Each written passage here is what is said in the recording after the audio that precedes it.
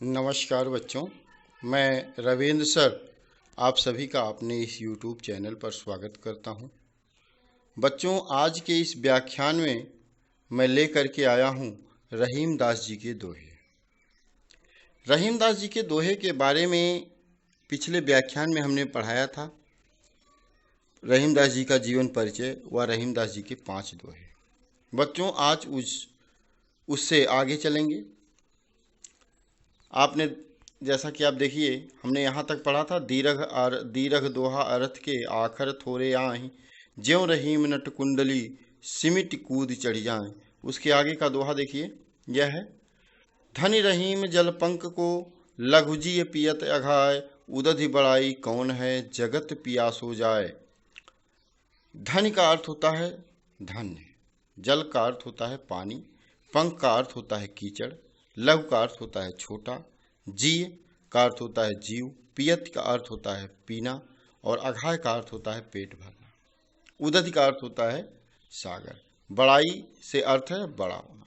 जगत का अर्थ है संसार और पियासो का अर्थ है प्यासा होना। रहीमदास जी कहते हैं कि धन्य है वह जल, धन्य है वह कीचड़ का जल जिसको छोटा से छोटा जीव पी करके अपना पेट भर लेता है। पर सागर जैसा विशालकाय होने से क्या फायदा, जिसको संसार उसके जल को पी नहीं सकता है। अर्थात क्यों नहीं पी सकता है संसार? इसलिए नहीं पी सकता है सागर के जल को, क्योंकि सागर का जल खारा होता है। तो इस दोहे के माध्यम से आप देखें, एक बार पुनः अर्थ देख लें कि धनि रहीम जलपंक को लघुजिए पियत अघाय। कहने का मतलब है कि वह रहीम दास जी कहते हैं कि वह कीचड़ का जल भी अत्यंत ही धन्य है। वह कीचड़ का जल धन्य है जिसको छोटा से छोटा जीव पी करके अपना पेट भर लेता है। परंतु सागर जैसा विशालकाय होने से क्या फायदा है जो किसी के काम ना आ सके। अर्थात सागर जैसा विशाल होने पर भी उसका पानी संसार के लोग पी करके अपने आत्मा को तृप्त नहीं कर सकते हैं। इस दोहे के माध्यम से रहीम दास जी ने यह बताने का प्रयास किया है कि हमें परोपकारी होना चाहिए। अगला दोहा है, नाद रीझ तन देत मृग नरधन हेत समेत, और ते रहीम पशु से अधिक रीझ्यों कछु न देत। नाद का अर्थ होता है ध्वनि, रीझ का अर्थ होता है खुश होना, प्रसन्न होना, मृग का अर्थ होता है हिरण। कहते हैं कि रहीमदास जी कहते हैं कि एक मृग है जो नाद ध्वनि को सुन करके, अपने मधुर ध्वनि को सुन करके अपने तन को उस शिकारी के ऊपर निछावर कर देता है। अर्थात शिकारी की उस मधुर ध्वनि को सुन करके वह उसकी तलाश में इधर उधर देखने लगता है और नतीजा यह होता है कि वह अपना उस मधुर ध्वनि के लिए अपना शरीर त्याग देता है, अर्थात मारा जाता है। ते रहीम पशुते अधिक रीझ्यों कछु न देत। रहीम दास जी कहते हैं कि ऐसे व्यक्ति तो पशुओं से भी निरा है, पशुओं से भी निरा है। रीझ्यों कछु न देत, जो प्रसन्न होकर भी किसी को कुछ नहीं देते हैं। रहीम दास जी कहते हैं कि मृग मधुर ध्वनि को सुन करके शिकारी के जाल में फंस जाता है और अपना जान तक निछावर कर देता है, अपना प्राण त्याग देता है। किस पर? मधुर ध्वनि पर प्रसन्न होकर। रहीम दास जी कहते हैं कि ऐसे व्यक्ति उन पशुओं से भी निरा हैं जो प्रसन्न होकर भी किसी को कुछ नहीं देते हैं। अर्थात रहीम दास जी ने इस दोहे के माध्यम से सीख देने का प्रयास किया है कि हमको परोपकारी होना चाहिए और प्रसन्न होने पर किसी को दान देना चाहिए। जिसके लिए प्रसन्न हो उसके लिए हमको कुछ न कुछ दान अवश्य करना चाहिए। अगर दान नहीं कर सकते हैं तो उसकी प्रशंसा तो हमको अवश्य करनी चाहिए। अगला दोहा है, बिगड़ी बात बने नहीं, लाख करो किन कोय, रही मन फाटे दूध को, मथे न माखन होय। रहीमदास जी कहते हैं कि बिगड़ी बात बने नहीं। बिगड़ी मतलब बिगड़ना, खराब हो जाना, कोई भी बात बिगड़ जाए। और फाटे मतलब फट जाना। दूध फाटे का मतलब यह होता है कि आपने यह देखा हो कि दूध जब हम कभी गर्म करने के लिए रखते हैं, उसमें कुछ खराब दूध पड़ जाता है तो वह दूध गर्म होते समय फट जाता है। और उस दूध को फट जाने पर उसको कितना भी गर्म कीजिए और कितना भी उसको मथिए, लेकिन उससे माखन निकलने वाला नहीं है। इसी तरह रहीमदास जी इस दोहे के माध्यम से बताना चाहते हैं कि बिगड़ी बात बने नहीं।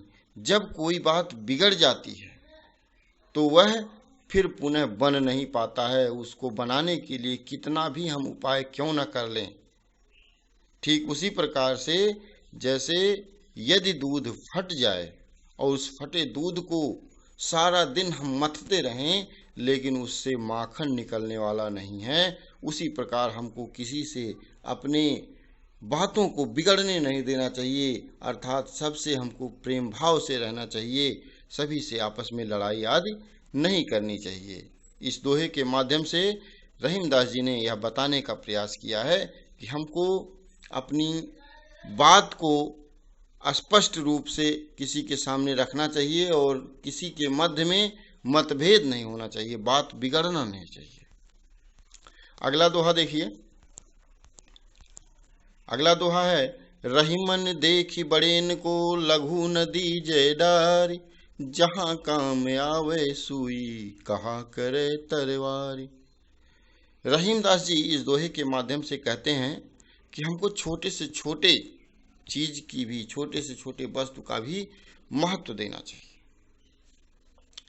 रहीमदास जी इस दोहे के माध्यम से कहना चाहते हैं कि हमको बड़ी चीजों को देख करके छोटी चीजों की महत्ता को समाप्त नहीं कर देनी चाहिए। लघु मतलब छोटा, बड़े मतलब बड़ा। हमको बड़ी से बड़ी चीज को देख करके छोटी चीजों को समाप्त नहीं करना चाहिए। अर्थात छोटी चीज़ों का महत्व हमको रखना चाहिए, छोटी चीज़ों का महत्व खत्म नहीं करना चाहिए। ठीक उसी प्रकार से जहाँ काम आवे सुई, कहाँ करे तलवार। जैसे जहाँ पे सुई का कार्य है वहाँ पे हम तलवार से अपना कार्य नहीं कर सकते हैं, क्योंकि तलवार का काम अलग है और सुई का काम अलग है। इसीलिए रहीमदास जी कहते हैं कि एक बार पुनः अर्थ देख लीजिए कि रहीमन देख बड़ेन को, लघु न दीजे डारी, जहाँ काम आवे सुई, कहाँ करे तलवार। रहीमदास जी ने कहना चाहते हैं कि हमको बड़ी चीज़ों को देख करके छोटी चीज़ों की महत्ता समाप्त नहीं कर देनी चाहिए। ठीक उसी प्रकार से जहाँ पे सुई का कार्य हमको आता है वहाँ पे तलवार नहीं कर सकती है। अगला दोहा है आपका, रहीमन निज संपत्ति बिना, कोऊ न विपत्ति सहाय, बिनु पानी ज्यों जलज को, नहीं रवि सके बचाए। इस दोहे के माध्यम से रहीमदास जी कहना चाहते हैं कि हमको अपनी संपत्ति बचा करके रखनी चाहिए, क्योंकि इस दोहे के माध्यम से समझा रहे हैं कि रहीमन निज संपत्ति बिना, कोऊ न विपत्ति सहाय। रहीमदास जी कहते हैं कि यदि हमारे पास संपत्ति नहीं है तो हमको विपत्ति में कोई हमारे पास दुख दर्द पड़ने पर, दुख होने पर, हमारे ऊपर विपदा आने पर कोई भी हमारी सहायता करने वाला नहीं होता है। ठीक उसी प्रकार से बिनु पानी ज्यों जलज को, नहीं रवि सके बचाए। हम यह जानते हैं कि पौधे को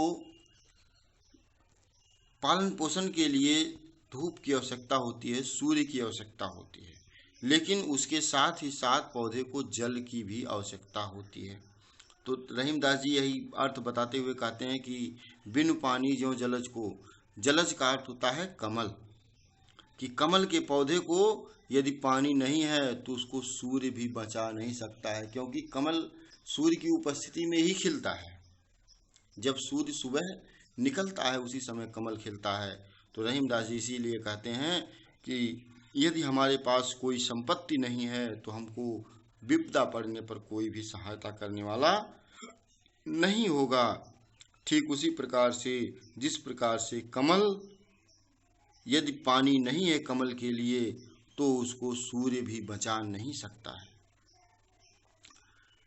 अगला दोहा देखिए, रहीमन पानी राखिए बिनु पानी सब शून, पानी गए न उबरे मोती मानुष चून।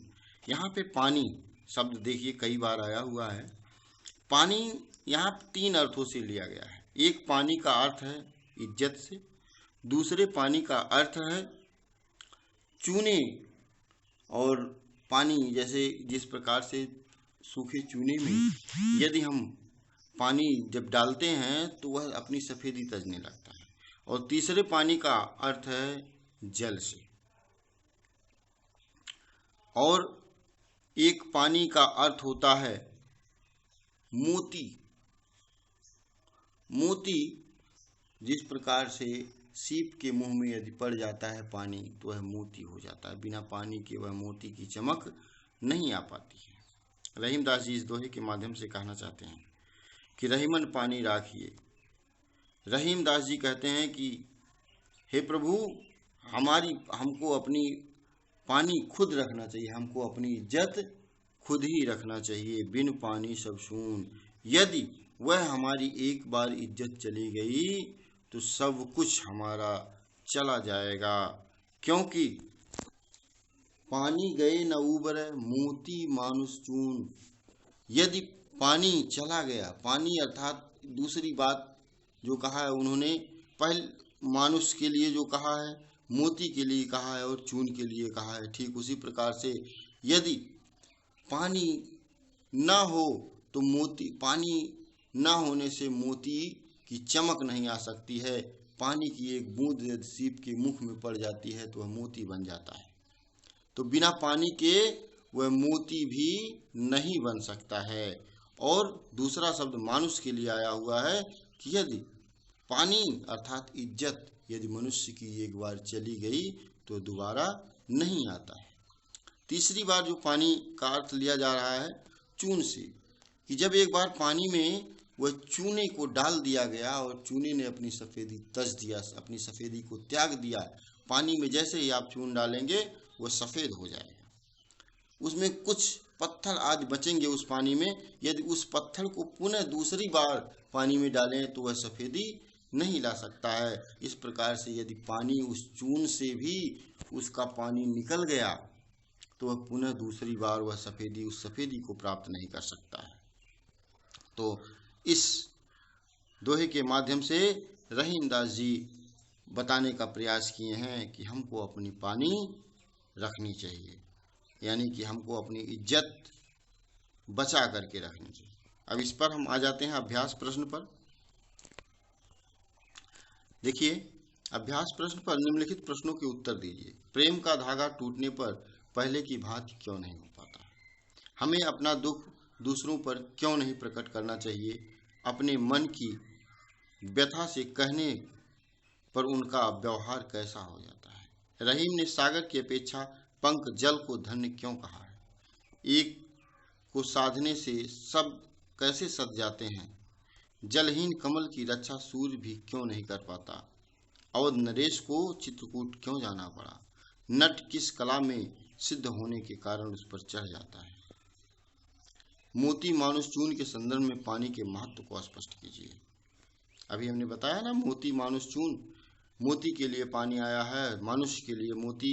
यदि पानी नहीं है तो मोती में चमक नहीं आ सकती है, और मनुष्य यदि पानी नहीं है तो इज्जत नहीं है उसकी। एक बार इज्जत मनुष्य की चली गई तो दोबारा इज्जत वह प्राप्त नहीं कर सकता है। चून के लिए आया है कि यदि चून पानी में पड़ने के बाद एक बार सफ़ेदी अपना तज दिया तो पुनः उस सफ़ेदी को नहीं प्राप्त कर पाएगा। तो इस प्रकार से कुछ पंक्तियों के भाव स्पष्ट करने हैं, यह आपको करने हैं। हम कुछ कठिन शब्दों को देख लेते हैं। जैसे देखिए, अठलय हैं, इठलाना या मजाक उड़ाना। सिंचिबो सिंचाई करना, पौधों में पानी देना। अघाय तृप्त या पेट भरना। अर्थ मायने आशय अर्थ, थोड़े थोड़ा कम। पंख कीचड़, उदधि सागर, नाद ध्वनि, रीझ मोहित होकर या प्रसन्न होकर, बिगड़ी बिगड़ी हुई, फाटे दूध फटा हुआ दूध, मथे बिलोना या मथना, आवे आना, निज अपना, मुसीबत विपत्ति का अर्थ होता है मुसीबत संकट विपदा, पियासो प्यासा। और चित्रकूट वनवास के समय श्री रामचंद्र जी सीता और लक्ष्मण के साथ कुछ समय चित्रकूट में रहे थे। तो उम्मीद है आप सभी को हमारा यह वीडियो पसंद आया होगा। धन्यवाद। हम मिलते हैं आपसे अगले वीडियो में।